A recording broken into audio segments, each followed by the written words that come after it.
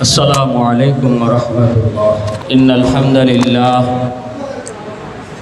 والصلاة والسلام على من لا نبي بعده. أما بعد فأعوذ بالله من الشيطان الرجيم. بسم الله الرحمن الرحيم. قل هل يستوي الذين يعلمون والذين لا يعلمون.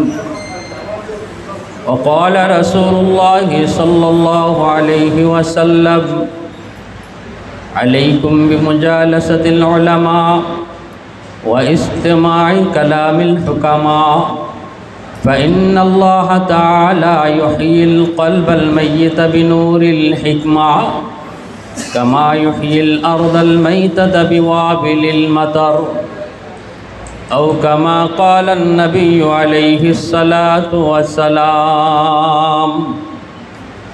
اللهم صل على محمد وعلى آل محمد كما صليت على إبراهيم وعلى آل إبراهيم إنك حميد مجيد. اللهم بارك على محمد وعلى آل محمد كما باركت على إبراهيم وعلى آل إبراهيم إنك حميد مجيد. আলহামদুলিল্লাহ, আল্লাহ পাকের দরবারে অসংখ্য শুকর যে আল্লাহ পাক আমাদেরকে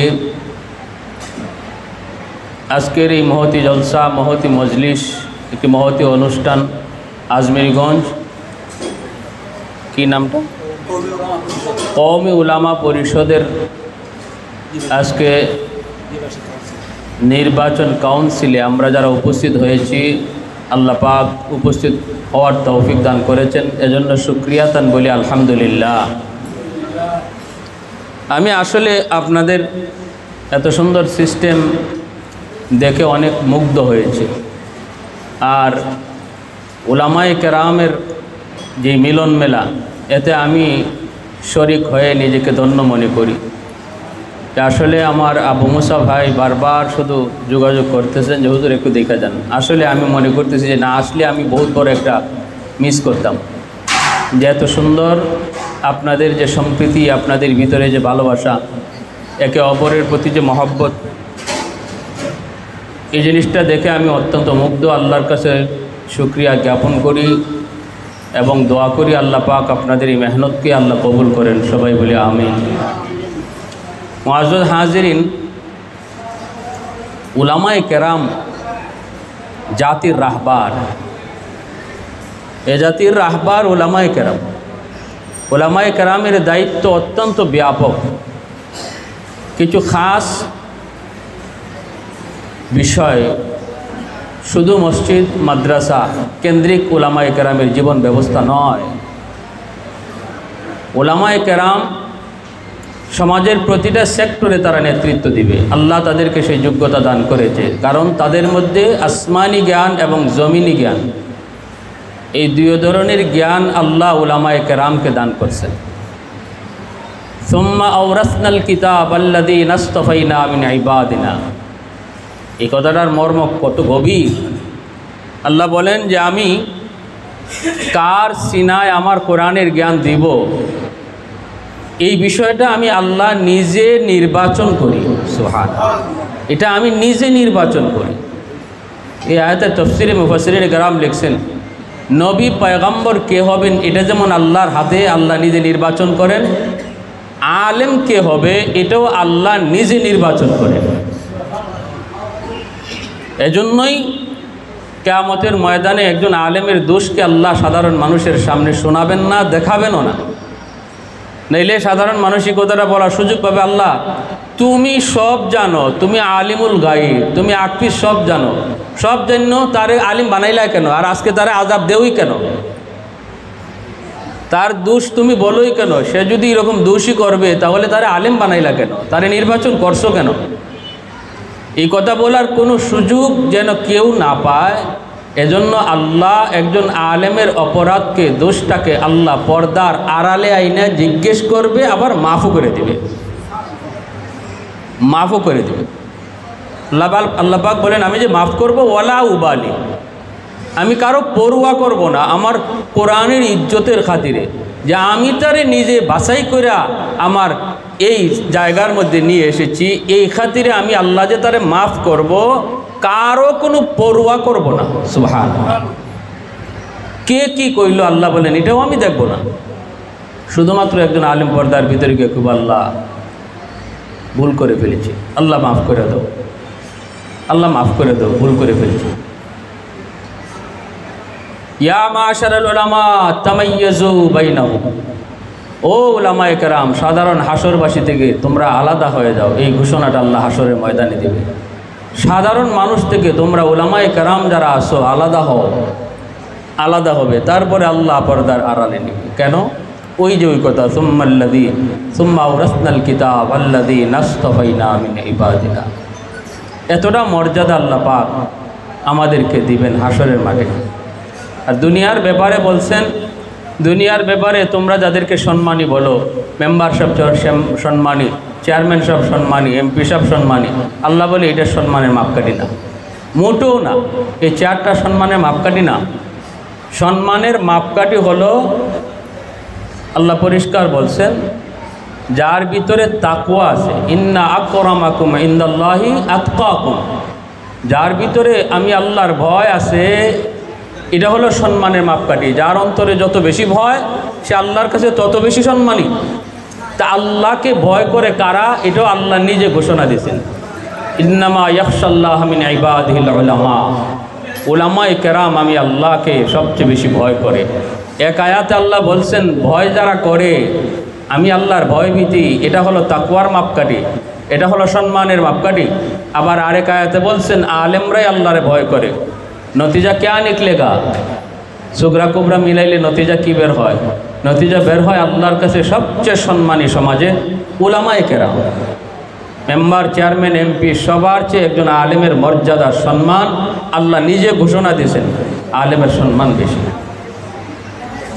কিন্তু একজন আলেম সমাজের এই সমস্ত দায় দায়িত্বে আসবে, সমাজের খেদমতে খালকের মধ্যে আসবে, সাধারণ মানুষের কাজে আসবে। যেমনটা খোলাফায়ে রাশিদিনের যুগ।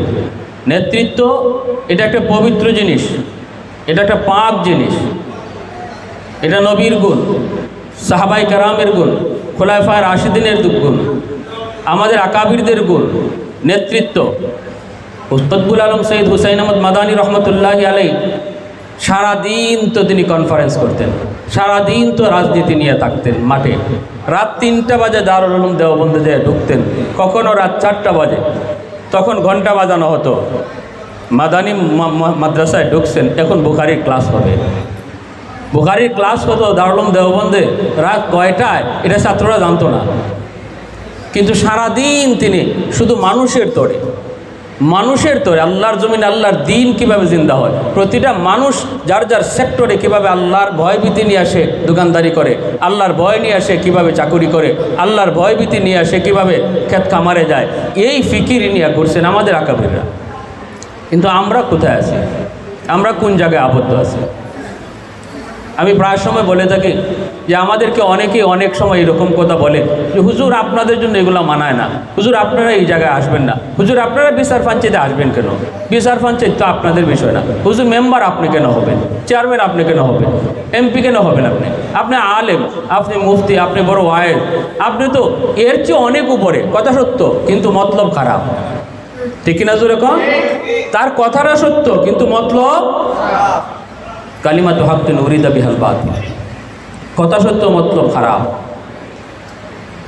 ইউসুফ আলাইহিস সালাম তিনি পয়গম্বর, এত বড় নবী, বাদশা স্বপ্নে দেখলো, স্বপ্নের ব্যাখ্যা করলেন, 7 বৎসর শস্য হবে, ফসল হবে, পরে 7 বৎসর দুর্ভিক্ষ হবে। বাদশা একদম অবাক হয়ে গেল, এখন কি করার? ইউসুফ আলাইহিস সালাম বললেন, খাদ্য মন্ত্রণালয় আমাকে দেন, মন্ত্রী আমাকে বানান, মন্ত্রী আমাকে বানান। প্রশ্ন হলো আপনাদের কাছে, বলেন মন্ত্রী বড় না নবী বড়? বলেন, মন্ত্রী বড় না নবী বড়? তুলনাই হয় না, এর সাথে তুলনাই হয় না। তাহলে উনি এত বড় নবী হইয়া মন্ত্রী হতে চাইলেন কেন? প্রশ্ন। দ্বিতীয় প্রশ্ন, এবং এই ঘটনা আল্লাহ আমাদেরকে জানাইলেন কেন কোরআনের আয়াত নাজিল করে?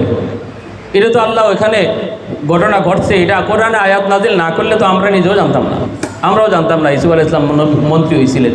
এটা আল্লাহর কাছে যদি এতই নাপছন্দ হইতো মন্ত্রী হওয়া, তাহলে আল্লাহ আমাদেরকে জানাইতেনই না, আমাদেরকে মেসেজই দিতেন না। কিন্তু আল্লাহর কাছে পছন্দ হয়েছে বিদায় তিনি কোরআনে আয়াত নাজিল করে আমাদেরকে মেসেজ দিয়েছেন, সমাজের কাজে আসো, তোমরা নবী না নবীর ওয়ারিস, কিন্তু চেয়ারম্যান হলে সমাজের কাজের দায়িত্ব তোমার কাঁধে আসবে। ইউসুফ আলাইহিস সালাম তিনি বুঝছেন যে এই জায়গাটাতে আমারই বসা দরকার, কারণ আমার দ্বারা বিন্দু পরিমাণ খেয়ানত হবে না, আমানতদারি রক্ষা হবে। আমি আমার উপরে যতটা কনফিডেন্স রাখি, আর একজনের উপরে আমার এতটা কনফিডেন্স নাই, এজন্য আমি এই জায়গার জন্য উপযুক্ত। তাই তিনি পথটা চাইয়া নিয়েছেন। আজকে আমাদের চোখের সামনে যারা সমাজের খেদমত করার কাজে, সমাজের সেবা করার কাজে আইসা ডাকাতি করে, চুরি করে, লুট করে, এগুলো আমাদের চোখের সামনে।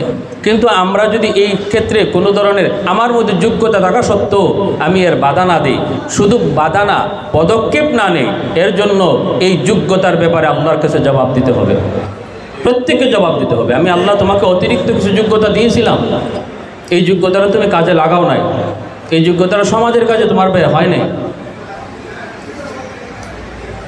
হাফিজ হুজুর রহমতুল্লাহ আলাইকে সাংবাদিকরা জিজ্ঞেস, হুজুর আপনি এত বড় আল্লাহর ওলি নির্বাচন করলেন, কিন্তু কী করলেন হুজুর আপনি তো শেষ হয়ে গেলেন। ইনি বলেন, আমি নির্বাচন করি কেন জানো? আমি রাজনীতি কেন করি? আমি রাজনীতি করি এবাদত মনে করে। কি মনে করে? এবাদত মনে করে রাজনীতি করি। কারণ আমার আমি এই সেক্টরে গেলে পরে সমাজের মানুষের খেদমত করার কিছু সুযোগ আমার হাতে আসবে।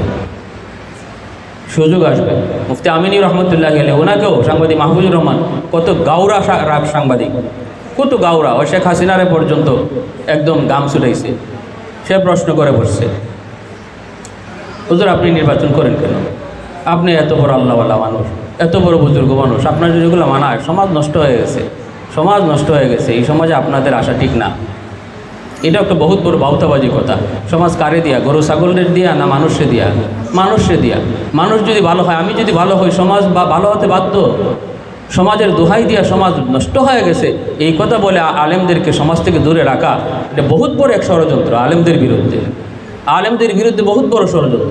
উলামায়ে কেরাম যদি সেক্টরে আসে, সমাজ বদলাতে বাধ্য ইনশাল্লাহ। সাধারণ মানুষ চায় ভালো মানুষ আসুক, উলামায়ে কেরাম আসুক, কিন্তু ওই সমাজের কিছু মোড়ল আছে যারা এরকমভাবে ওই কি করে সব সময় লুটে বুটে খাওয়ার চিন্তা ভাবনা করে।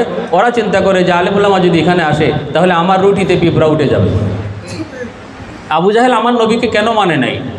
সব জানতো, সব বুঝতো যে রসুল সত্য, এরপরও মানতো না কেন? আবু জাহেলের মনের কথা প্রকাশ করে ফেলছে আখনাস বিন সুরাইককে, যারে আমি মোহাম্মদকে মানি না শুধু এক কারণে, মোহাম্মদরে মানলে আমার নেতৃত্ব থাকবে না।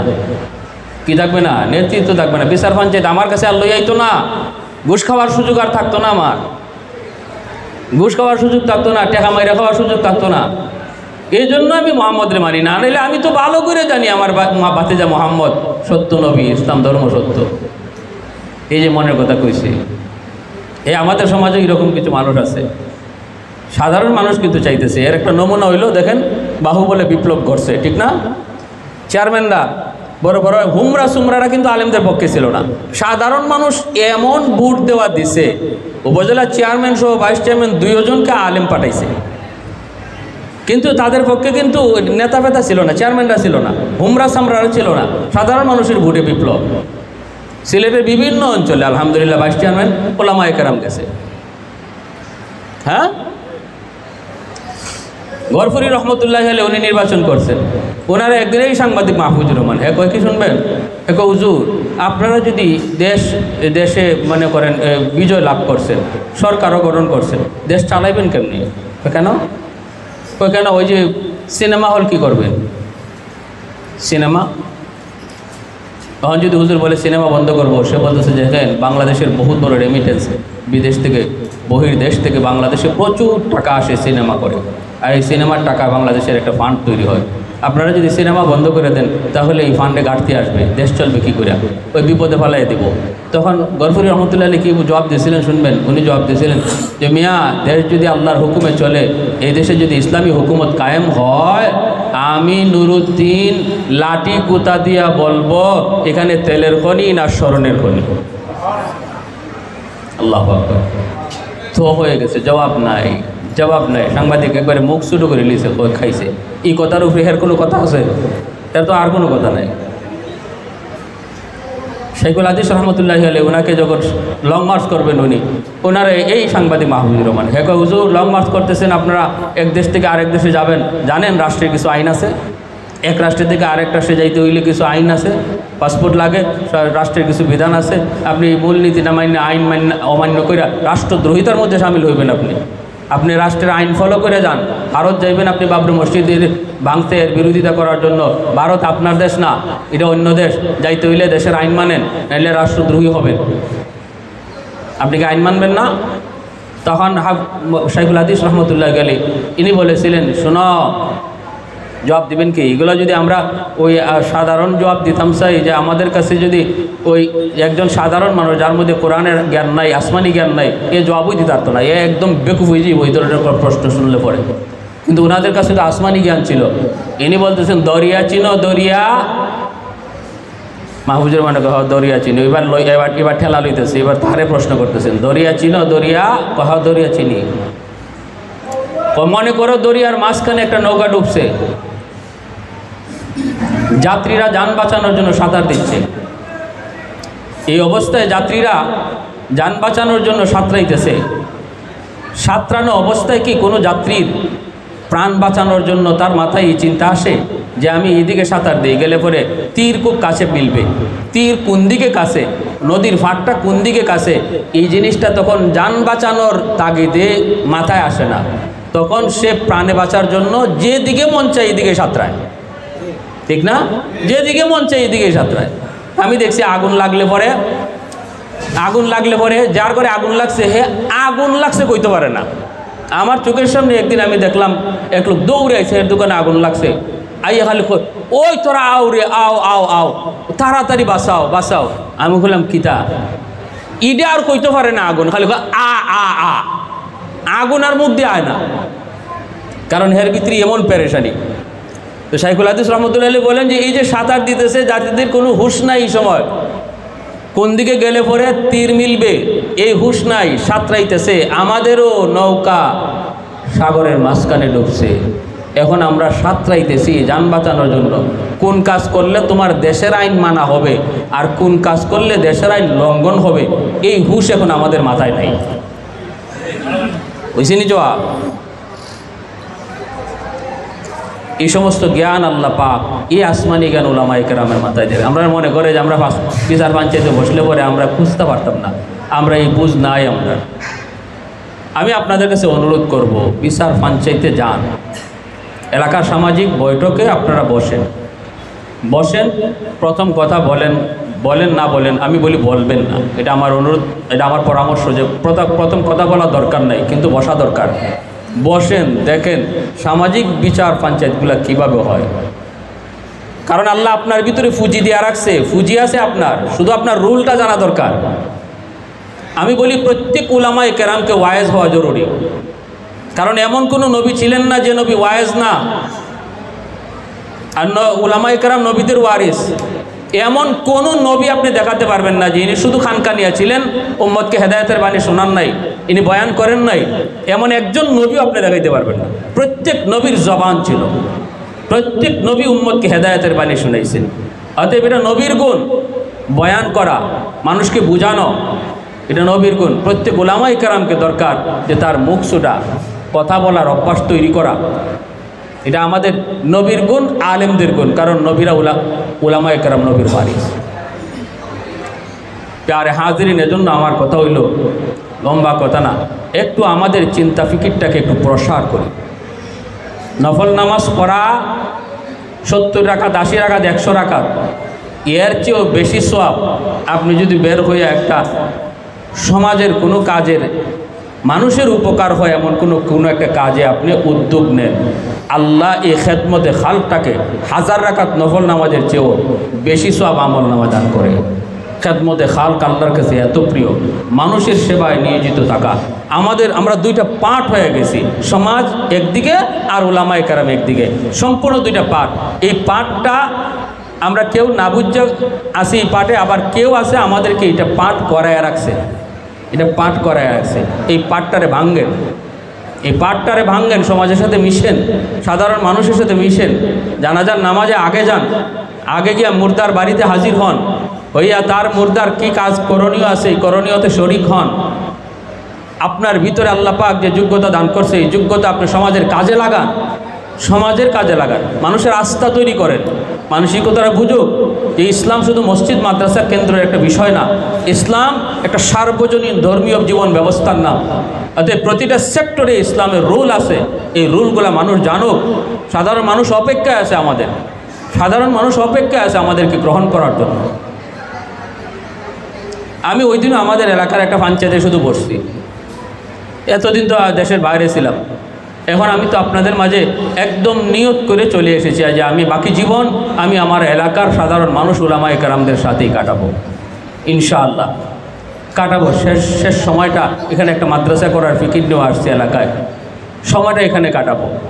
তো আমি শুধু বসছি, আমার তারা সম্মানের সাথে বসাইছে সামনে, কথা শুনলাম, মুরব্বীদের অনেক কথা শুনলাম। তারা নিজেরাই প্রস্তাব দিল যে মুফতি সাহেব আসছেন, একটু কথা কন।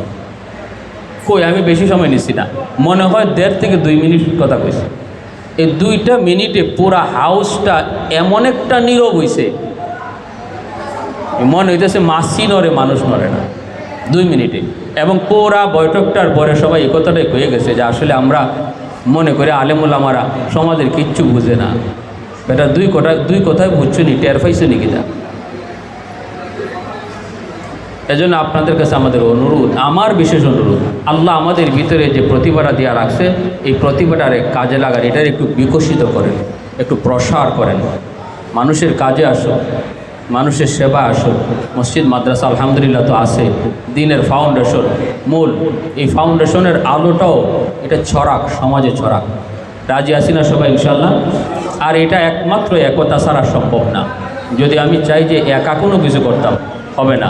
এজন্য দিলটারে উদার করে, প্রত্যেকের দিলের ভিতরে হিংসা এবং ছোট মনোভাব, সংকীর্ণ মনোভাবটারে একটু দূর করে, দিলটারে উদার করে আমরা একে অপরকে কাছে টানি, একে অপরের সাথে মিশি, তাহলে আমাদের দ্বারা সমাজের যে কোনো কাজ ইনশাল্লাহ সম্ভব, যে কোনো কাজ সম্ভব।